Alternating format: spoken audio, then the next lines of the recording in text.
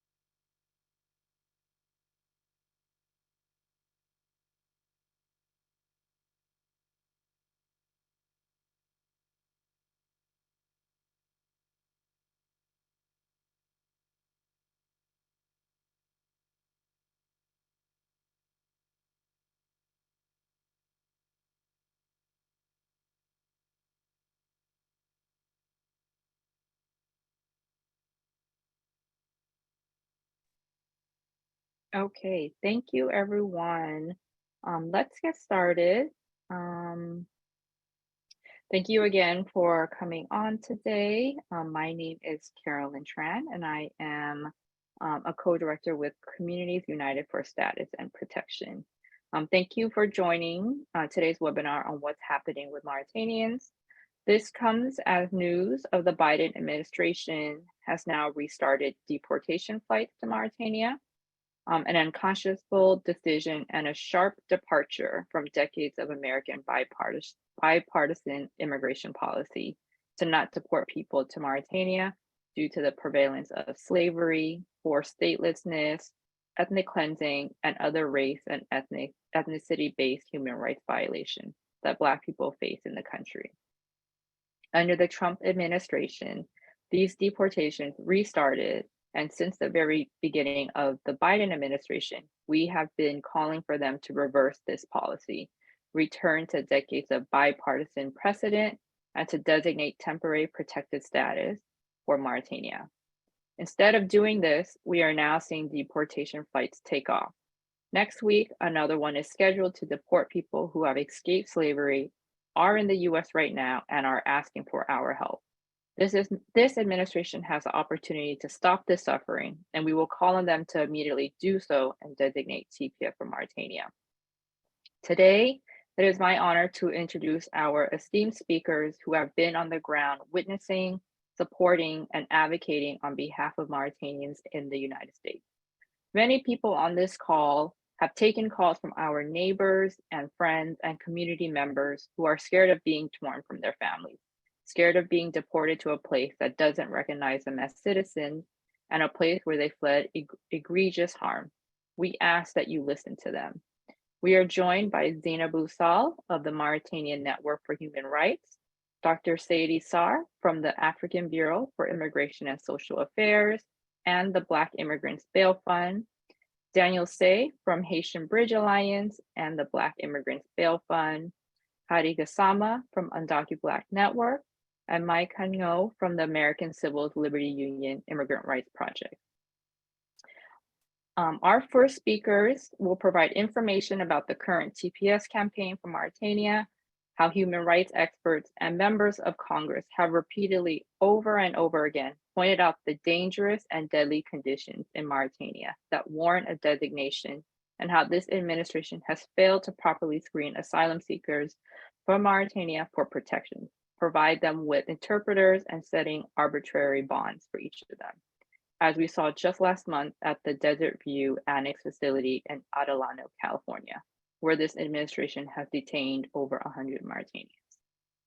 Our Mauritanian neighbors, friends, and family members deserve protection from deportation and work authorization so that they can remain with their families and their communities and live with work and dignity.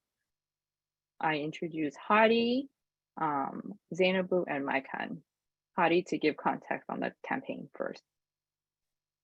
Thanks so much, Carolyn, and thank you all for joining us today to have this really important, timely, and quite frankly, urgent conversation. As Carolyn mentioned, the deportation of Mauritanians, particularly Mauritanian asylum seekers, for a very long time was not US policy. Both under Democratic and Republican administrations, this was just something that the United States opted not to do because of the gravity of the human rights violations that occur in Mauritania. Many of our organizations have worked with the Mauritanian communities all across the United States for several years, many of whom have been in this country for since the early 90s, some even longer, who came here as asylum seekers. During that time, the policy, again, was not to deport Mauritanians. They were not a top priority for enforcement activities. However, when the Trump administration came to be, that policy swiftly changed, where the administration decided to, in fact, start deporting this vulnerable population of folks. And so when that happened, all of our organizations here on this call and some not present came together and decided that, that cannot be. And so we've been seeking for the designation of temporary protected status, which is also, again, a very well supported bipartisan policy that protects people from countries where there are ongoing human rights violations or other sorts of temporary and extraordinary conditions that make it unsafe for someone to go to.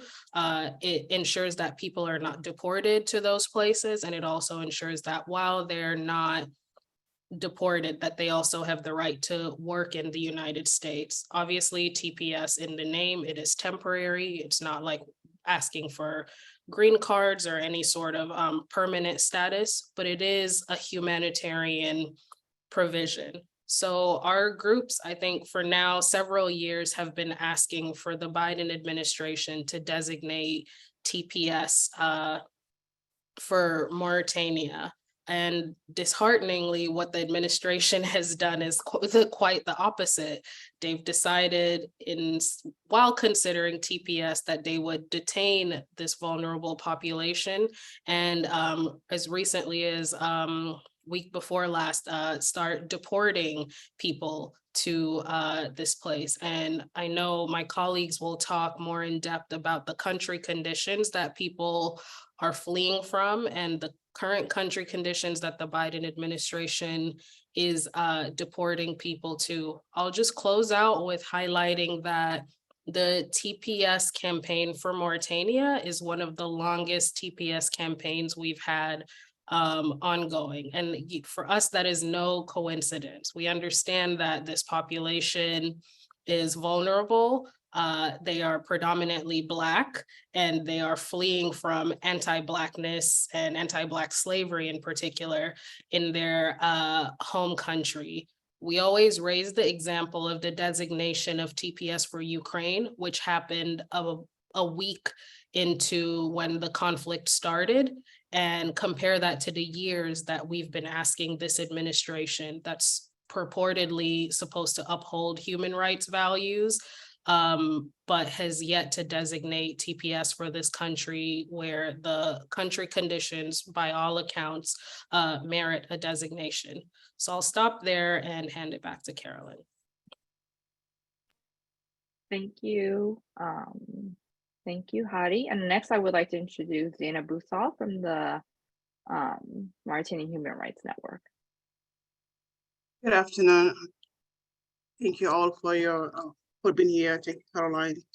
Thank you, Haddy. When we said why we are here, why Black Mauritanians are fleeing in Mauritania. In 2023,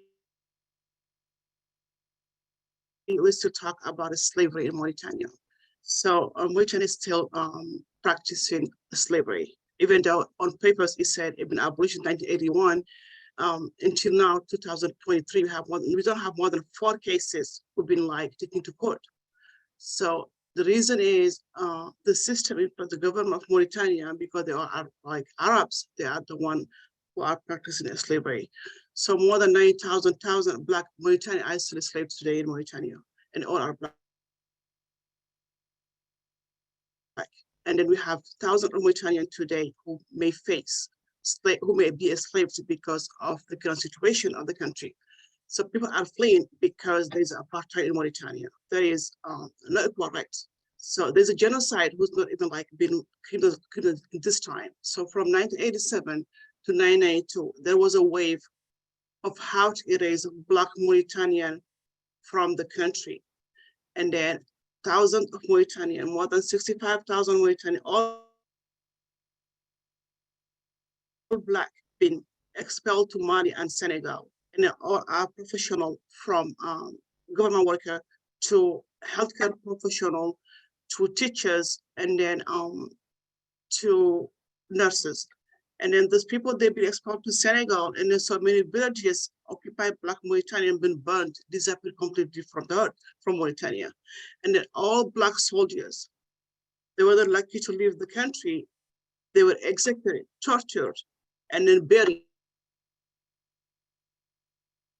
in Mauritania, and then no one talked about it. This was a genocide against Black Mauritanian, and specifically from the Fulani community. So this is why they live in Mauritania. It's not for a better life, because the country condition is very clear.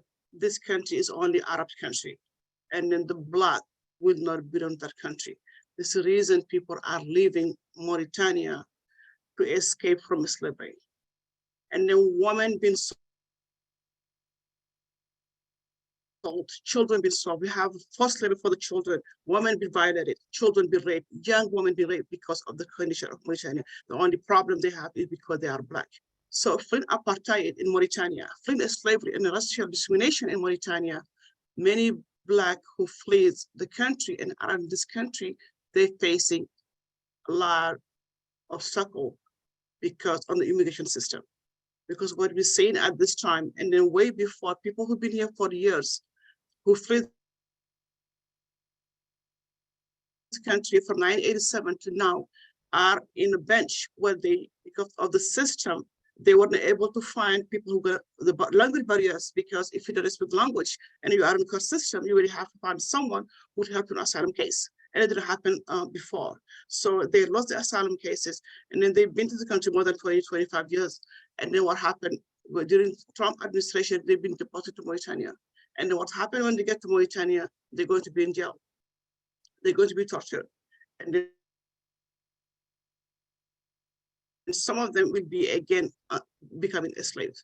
So it's kind of an ongoing roller coaster for Black Mauritanian. So as long we have the system in place, as long we don't punish the slavery in Mauritania, I don't see how is it safe for this Mauritanian to be taken back to Mauritania, because they're going to be harmed.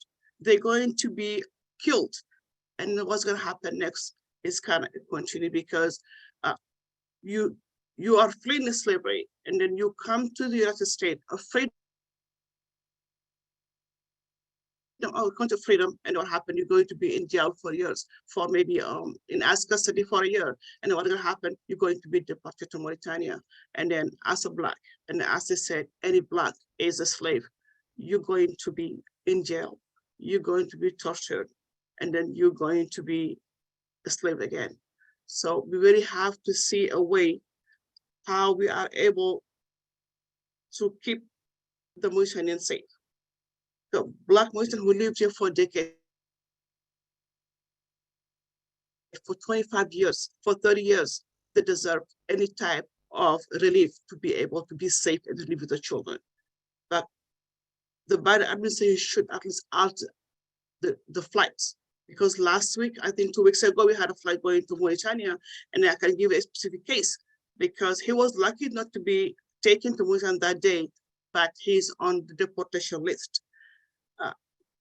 A young man whose name is C, he'd been here for 3 years in this country. He fled slavery, and he was able to escape to come to the United States. Because of his identification, his case was denied, and he will be taken back to Mauritania. And what's going to happen? He will be taken back to his master, and then what's going to happen? He's going to be tortured. Because so many issues the Mauritanian having problem now, what he's holding against Black Mauritanian, they having issues to show the identification in Mauritania. When you are Black, it's hard to get the citizenship. It's hard to get a birth certificate. It's hard even to get an ID. Mauritania is the only country where an Arab can go from place to place without needing any identification. But it's not the same case for a Black Mauritanian. They hold in our documentation to be citizenship of Mauritania. You have to speak Arabic. You have to be Arab, no Black. And then we have the land grabbing. This is a stealing from Mauritanian. So the only thing they have left at this time is the land, because they cannot work, they cannot go to school. The only thing they have is the land. And the land are taken away from the Mauritanians. And then what happened? We're gonna see a new wave of slavery coming on, because they cannot survive. And then these Arabs who taken away their lands are going to make them work. Then this is something we have to work together. And then ask the Biden administration to all the deportation to Mauritania for now. And then to design TPS for Mauritanians who've been here for long, who've been for 30 years, to keep them safe. We urge the Biden administration to really help us keep the Mauritanians safe and live in this country. Thank you. Thank you so much, Zeinabou, for uplifting the horrific country conditions and the need for this administration to halt deportations and protect Mauritanians who are here in the US. I would like to introduce Khanh now from the ACLU to talk a little bit about what is happening to Mauritanians who are seeking asylum and protection here. Thank you so much, Caroline, and thank you in general for the opportunity to be included in this space. We're really proud to be partnering with Black leaders and Mauritanian advocates, Haitian Bridge Alliance, and other organizations on this call who've been really leading the work for so long and are the real experts in this space. So I think what would be useful at this point in the conversation is to give a little bit more of a legal context of what Mauritanians are facing when they try to seek protection from the US government and the barriers that they face in the immigration process. I'll say what's happening to Black Mauritanians is both unique to them, but also reflects larger issues with the immigration process and the way that we treat asylum seekers in the United States. And I'll focus primarily on two issues. The first of which is unnecessary detention. As Zeinabou, Carolyn, Haddy have all talked about, Mauritanians are fleeing horrific conditions and treatment and have multiple grounds for seeking asylum and other humanitarian protections. And they have the right to apply for those protections. But instead of exercising their discretion to release these individuals, let them apply for asylum while living in the community, ICE is arbitrarily keeping asylum seekers in detention, forcing them to represent themselves from deportation while detained in essentially jail-like conditions. The law gives ICE discretion to release people on what's called parole. ICE has many tools in its place, alternatives to detention to mitigate any concerns with flight risk. But what ICE cannot do is issue blanket determinations, denying people parole without doing an individualized review or setting bond at incredibly high amounts without considering their financial circumstances.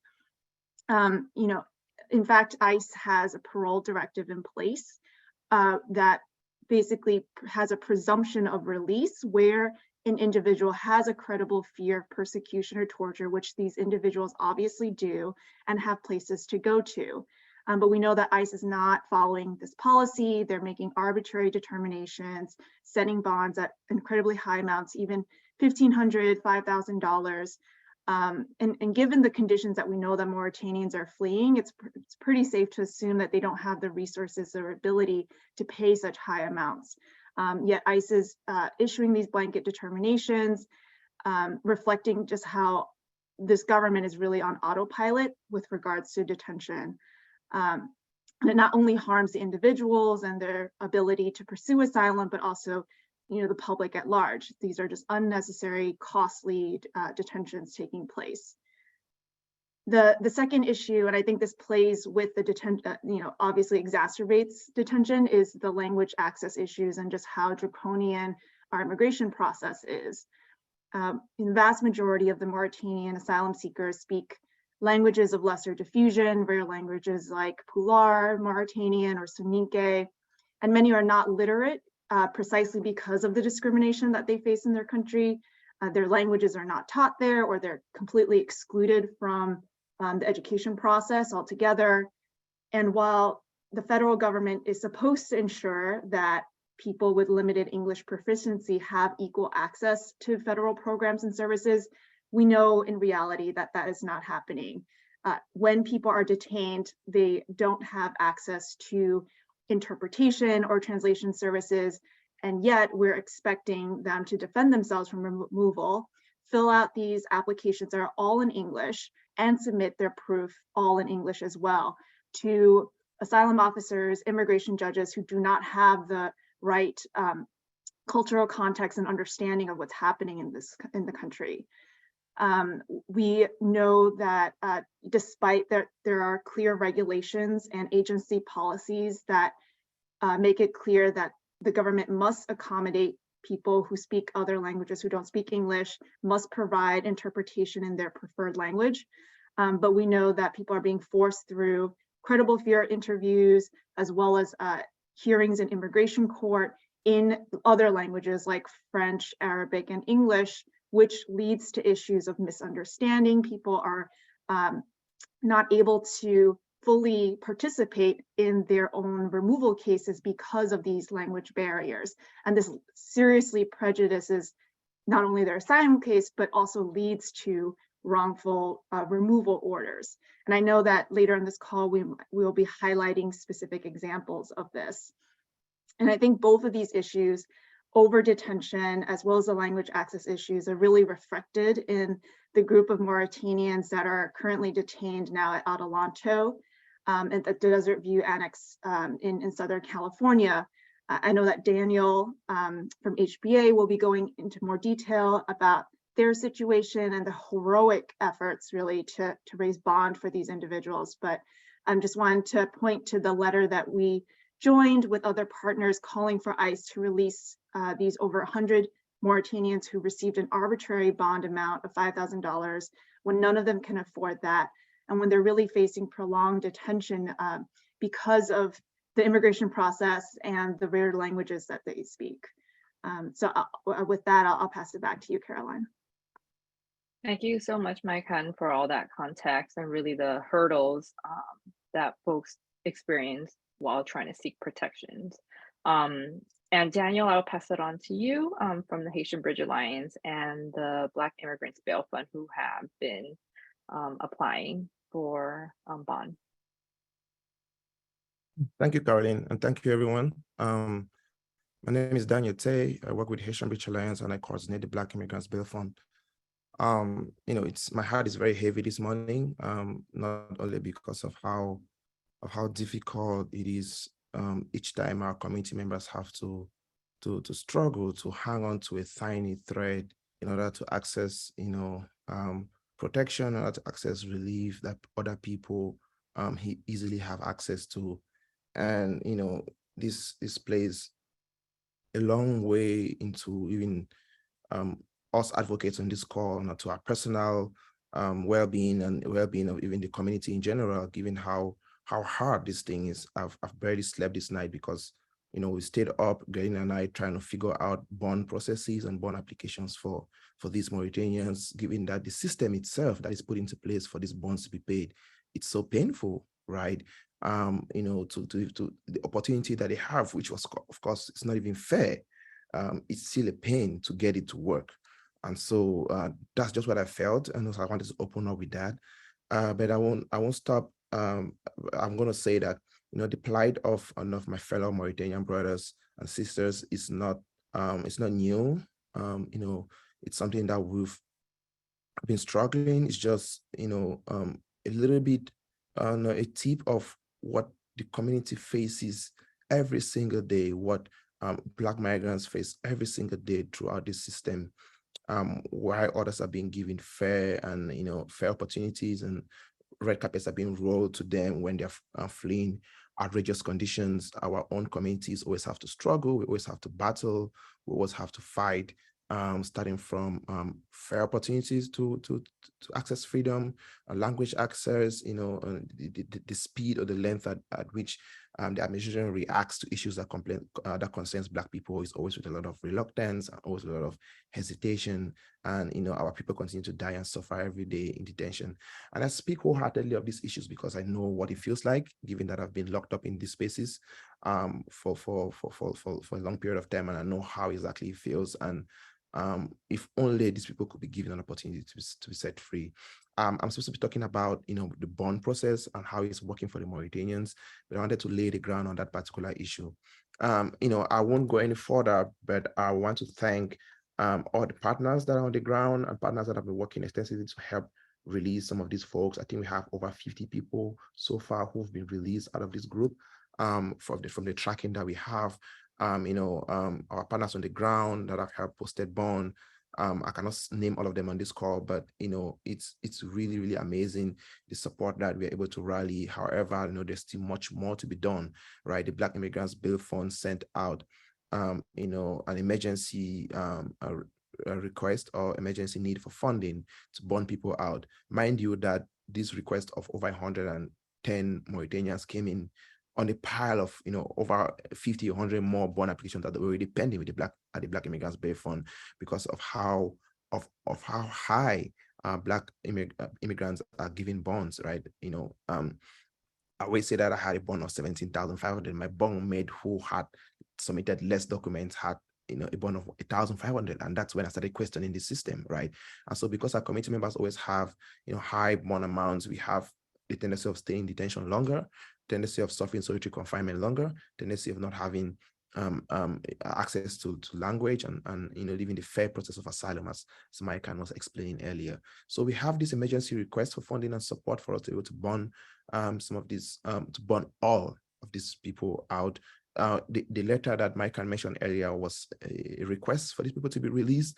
I'm going to say it boldly, right? If it was some other country, privileged country that was not Mauritania, that people were fleeing in such huge numbers, trust me, there would have been a special process that would have been designed for them, making sure that they don't have to experience detention. They would have been put in well-furnished homes and well-organized processes for them without even experiencing detention. We've seen it happen before. People were being evacuated and being offered, smart and beautiful outline processes that made it possible for them to access safety. But with the Mauritanians and other Black migrants is that we have to rot in detention. And so we have this opportunity to bond people out. And so we need folks to support the Black Immigrants Bail Fund. Again, thanks to all the partners on the ground who have been supporting to bond these people out. So far, we have over 50 people who have been released. We are going to drop the link in the chat where people could visit the Black Immigrants Bail Fund website to learn more about this campaign, to able to support and provide context to other people who are able to support as well. But however, I want to talk really briefly about the discretion of these ICE officers in issuing these bonds, as Maikan mentioned. We see that there is a huge manipulation of discretion when it comes to Black migrants without no individualized determination, specifically for the cases of Mauritanians when these bonds were being issued. The standard procedure was not even offered because these people were not even conducted credible fears because there's no language, and the process is just a mess. As I think she said it right, it's unique. What Mauritanians are facing is part of what Black migrants face in general, but it's specifically unique because it's just disheartening how these individuals are being treated. And so, each time we have to get on calls and on Zoom meetings like this to talk about these issues, it's always heavy in our hearts, but we really want people to speak up.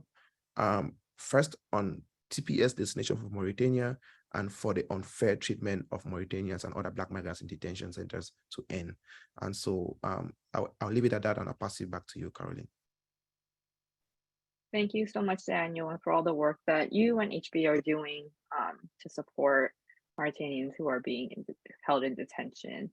I would like to introduce now Dr. Seydi Sarr, who is graciously joining us from Honduras to talk about the work that ABISA is doing on the ground, but also what she's seeing with the detention and the Black Immigrants Bail Fund. So Dr. Seydi Sarr, nice to have you with us.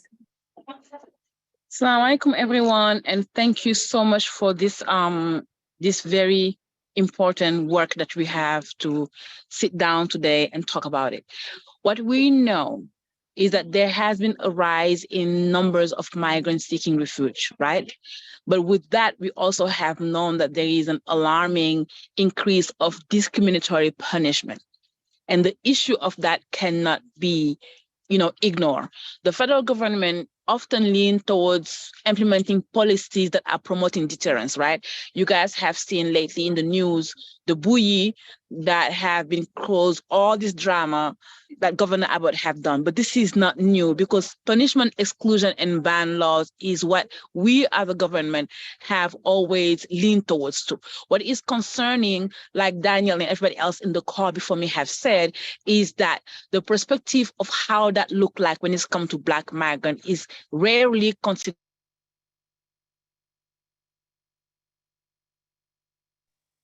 However, it is a community that is the most adversely affected, right? We know that Black migrants make up to 6% of those in ICE custody, right? But they also account for a shocking plus 28% of reported cases of abuse, with more than 17,000 reported incidents in the last 6 years, right? We know that we do have 3.5 higher incidents of experiences abuse for the non-binary Black individuals who are in detention, that 48% of Black immigrants are reported being placed in solitary confinement. This is just to show what are those conditions. If you now couple that with the arbitrary amount that they are being given, so you have a recipe for beyond inhumane treatment. And this is why today, when we wake up one day and find out that 100 asylum seekers have been dumped in one specific facilities, and they are stuck there for not being able to pay an arbitrary $5,000. At the Black Immigrant Bail Fund, we sit down and think of what have happened the last 2 years.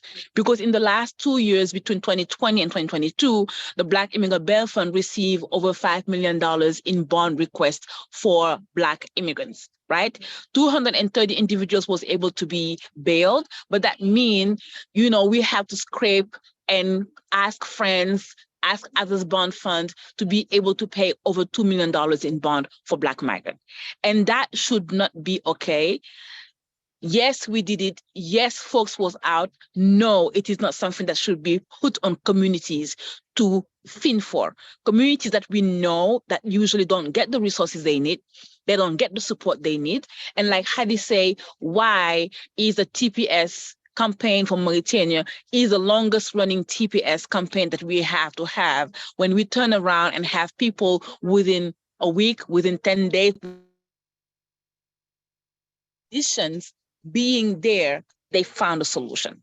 So what we need to look up is like, how do we as a society continue to dehumanize Black people and Black bodies, how we are comfortable with having those bodies be in pain, be in sufferance, how we are comfortable with the idea of saying, we're gonna send you back to a system where you could be enslaved, where your liberties are going to be definitely limited, where your citizenship is not going to be acknowledged. Like we have seen people in the US who was in the process of getting their paperwork, who needed to prove their citizenship and could not call in Mauritania and say, get me my birth certificate. The response is like, oh, where were you in 2012 on our last census? You were not in the country, so therefore you are not a citizen of the country. How do you lose your citizenship for not being there when census happened? This is not something that as, you know, a society, as values that we have in the society that we even imagine. However, these are the conditions that the Mauritanian have to contend with because they don't have no other way. In that being said, we as a community, as a continent are like, okay, we know this is not right, but we think it's okay for you to still be sent back to the condition that we would never accept, we would not go for. And that's the conversation that we need to also look at. The price of freedom, what does it look like? Who are the one whose freedom is always being impeded wherever they are in this world? And those are Black people. So today we're having this conversation to raise the awareness on that. Mauritania is on the palette today, is on the table. A couple of years ago, it was Cameroon. We still have a conversation over Sudan, and all these other Black organizations are talking about how Black communities need the support and never gets it. And this is another rallying cry that we are hoping that out of here, we're going to continue doing work to ensure that Black bodies, Black immigrants, or Black voices are being centered and their needs are being met by our policies, by our funding, and by also the way that we decide to conduct business in the system that we are. Thank you so much for your time. Thank you so much, Dr. Seydi Sarr. And for really the context of the challenges and systematic anti-Blackness within our immigration system that dehumanizes Black immigrants. I would like to now pass it to Zeinabou, who is going to share a story of an impacted community member who was here in the United States, a community leader, and then was deported. Oh, Zeinabou. Thank you, Carolyn. Thank you, Dr. Seydi. I want to share with you a case we've been working for more than 3 years and then had the system upheld. Now, as is an ongoing situation, how the system, because the system is hurting Black Mauritanians, because this has been ongoing for long. So this young gentleman, Idrissa C, he was escaped from slavery because he was when he was young. So he was able to flee Mauritania, and then he went the long journey from Brazil to the United States. He was, as usually, he was put in custody, and then he did pass his CFI. So that's the bingo when you pass your CFI. And then this is a good thing, you can be released from ICE custody. But lack of a sponsorship, because he could not find anyone who provide a proper document to ICE for him to be released. He was kept in jail. So now he had to fight his case before the immigration judge. With language barriers, he wasn't able to defend himself because so many Mauritanians, Black Mauritanian, never get a chance to go to school because of lack of documentation and even lack of resources, because where they live, they don't even have teachers. So he doesn't know how to read, he doesn't know how to write. So times for us to get a pro bono lawyer, he case more forward, and then he really was on deportation. The lawyer did help, and then, but it was so hard to find a speaker who will be able to help him in court, because when we said Pular is Pular, but Pular is so different, is different. So many of Mauritanians asylum seeker are losing their cases because when they say Pular, they can bring Pular from Guinea. It's completely different from Pular from Mauritania. That have to be clear, because they cannot understand whoever comes from Guinea or Cameroon or Nigeria. It's way different. So he did a struggle with this for 3 years. Mr. C was not able to be released from ICE custody. In the last argument they had, his ID was not, it was a fake government ID. And that was not an argument to deport someone back to the slavery. He deserved freedom. He never had freedom when he was a child. He was kidnapped. He was working for someone. He was tortured and he was abused. So Idrissa, he came to the point, the only thing he begged the judge, please send me back to Brazil. Send me anywhere to want. I didn't come here for a better life, but take me wherever you want. Please do not send me back to Mauritania. This was his plea, to send him anywhere. Send me to Mexico, send me to Brazil, to Panama, to Honduras, but please do not send me back to Mauritania, where I can be killed. I can be tortured, but there was no way they would grant him this. And then the first flight went, it was 2 or 3 weeks ago, and maybe the flight was full, and then Idris escaped for one time. And even though he's in jail, that is a freedom for Idrissa to be, he's free, because when he goes back to Mauritania, what's gonna happen to it?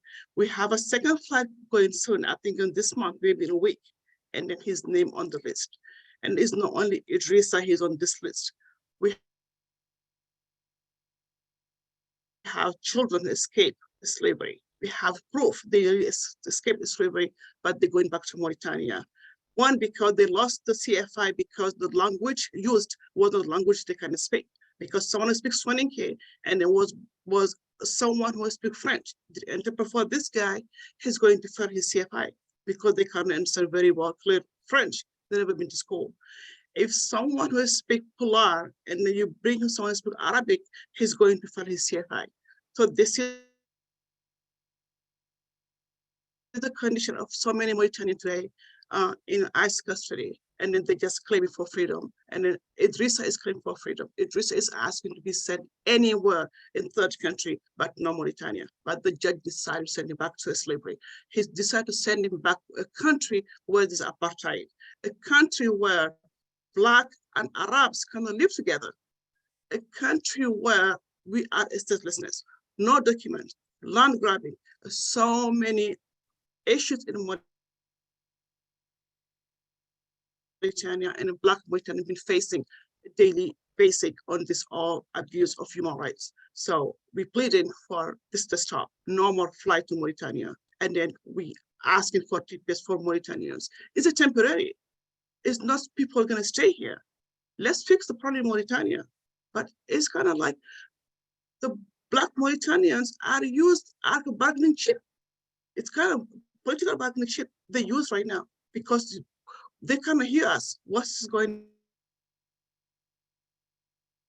on? Whoever can hear us today, we really want to go back home, but this problem wants to be solved. They want to be free of the slavery. We want our freedom. We didn't ask anything else, it's just our freedom. So we need this to alter. All flights going to Mauritania should not go. And the TPS should be immediate because they have to be safe. We are not okay for people who've been here for 25 years being separate from the children. That is a human rights violation as well. So we believe on American democracy.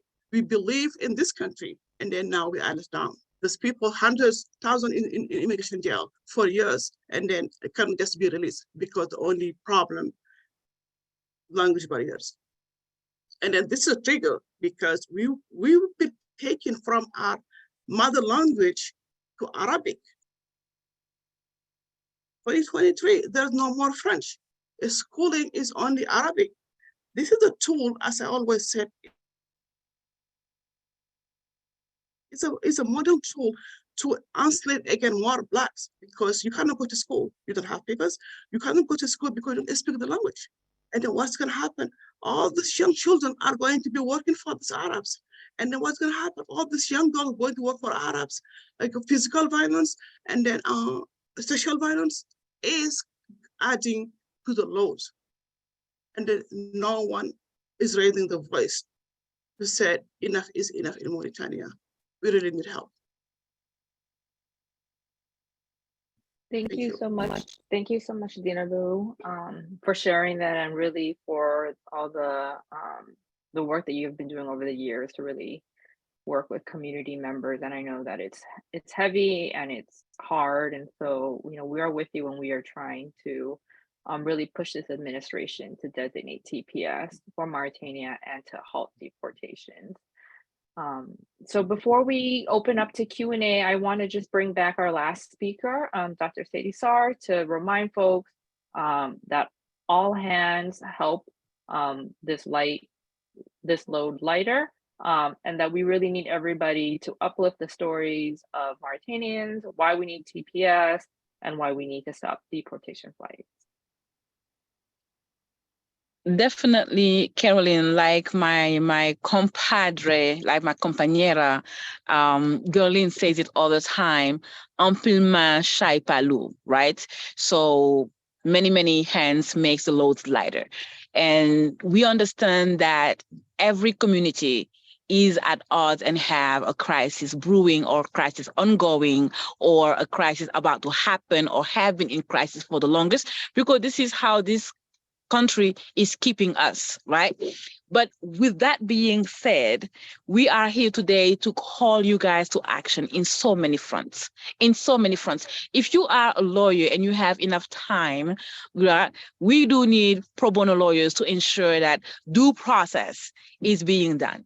If we need to find the right interpreters, we will provide the right interpreters so you can help our brothers who are right now in detention, who are being forced to fill out a pro se asylum application as a way to get out of there. So we do need pro bonos who can donate their time. If Carolyn, you can put any link, any email, if people are interested, if they know somebody who's interested, please do that and contact us so we can definitely get more people into the system to be able to ensure that due process is being given to these asylum seekers, the Black asylum seekers, to the Mauritanian who are being detained right now. If you are able to donate, go to the Black Immigrant Bail Fund and donate, because every single penny that you have is going to be used to not only bail somebody, but also organization like mine at ABISA, when people are being bailed out and the Catholic Charity held them for 24, 48 hours, they're calling. They need to get to Minnesota. They need to get to Ohio. They need to get Los Angeles, wherever their family is, or wherever they have a kin, or wherever they have a friend, they need to get to their loved one, and they don't have the means to get to their loved one. So organizations like us have now to pick up the bulk of it and figure out how we're going to get them there. So there is always resources needed. When they end up in communities like what is happening right now in Brooklyn, in everywhere in New York, we need you guys to open up your doors. We need you guys to help us welcome these communities with dignity, to provide them with shelter, to provide them with food, to provide them with any amenities that can help them put their feet on the ground and start rebuilding slowly but surely. We are also, needing you guys to help us uplift the conversation. We have sign-on letters to stop the deportation flight. Like we had sign-on letters when it was asking for stopping the deportation flight for Haiti. This is nothing new. We have seen this over and over and over again in Black immigrant communities. So please take the time to sign on these letters, to call on your congressperson, to call on your representative, ask for temporary protections status for our communities, ask them to make sure that this flight don't get off the ground, ask them to ensure that this discretion that is being given to this ICE agent to decide on the life of these people to be limited, so that we ensure that our communities get their fair share, and that the value that this country go around the world talking about, that they apply them to the people who are coming to their borders and to the people who are into their custody and into their care. Because if you walk around and say, we are the most democratic, the most this, the most that, I need for that to be seen and implemented equitably among everybody. So therefore, if you are able to turn around and get TPS like this for Ukrainian, that should not be very difficult for any other Black immigrant country that we have asked for. So it is time for us to really put our, our foot where our mouth is, however we say it, right? And make sure that these things are happening, because right now it is important. So there is a link to the letter. Please go ahead and sign it. We know that the country's condition, that in Mauritania, you have enslavement, you have everything. What she just said, in 2023, how do you change the national language of a country? Just last minute like that. How do you do that? And it's okay for you to do it. Okay, it's your country, but however, who does it impact? So we need to take all of this in our heart, take it home, think about this system, think about how we are going to be part of dismantling, all this oppression, and making sure that communities like Mauritania today have their fair share of our values that we are spreading around the world. Thank you so much. Thank you, Dr. Seydi Sarr.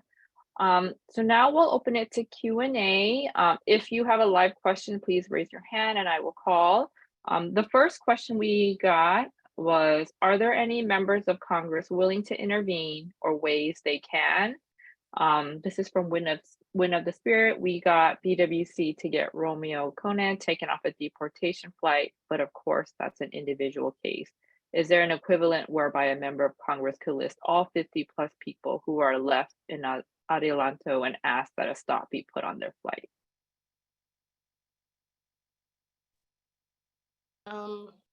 I can jump in for that one. I know for our campaign for TPS, Senator Brown of Ohio's office has been extremely helpful. And in fact, they've written a letter to the Biden administration asking that TPS be designated. They have been informed of the situation around the asylum seekers who are currently detained in Adelanto. I think they said that they would seek more information about it.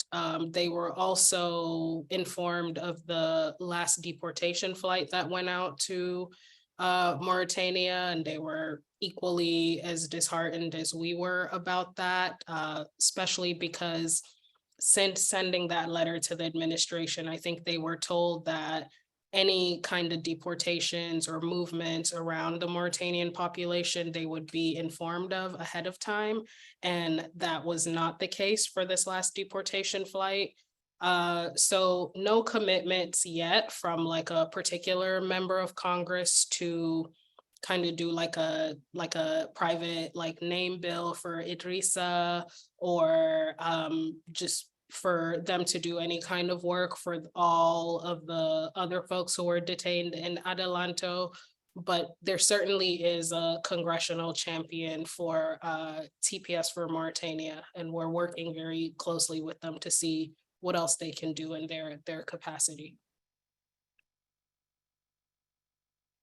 Thank you, Haddy. Any other questions, particularly from media who are on here?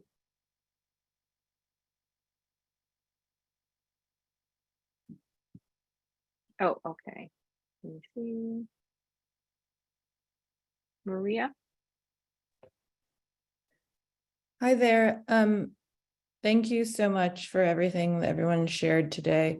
I just have a follow-up question on sort of lawmakers, members of Congress, this administration. I'm wondering if, and sorry if I missed this, if you could just speak to this administration's sort of stance on more TPS for Mauritania, and then if there's maybe has there been any sort of support from members of Congress for this designation?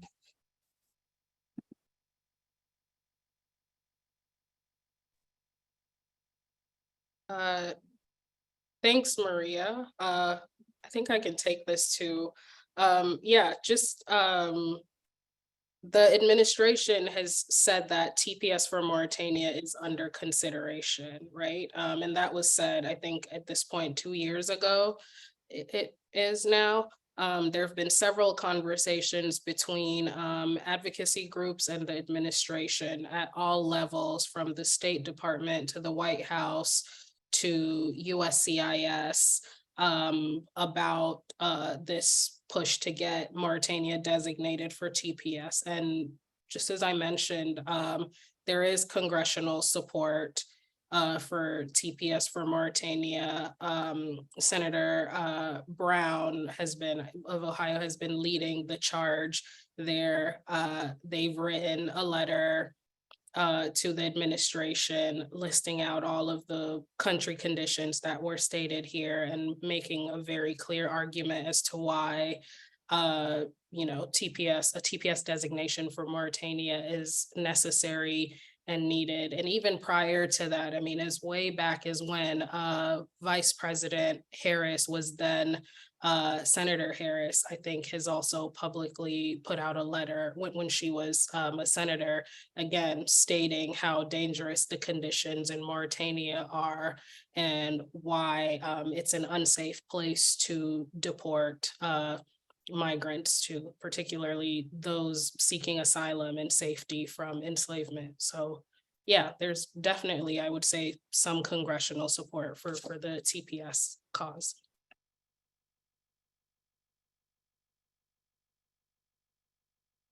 Thank you. Okay, we have another question, follow-up from the first one.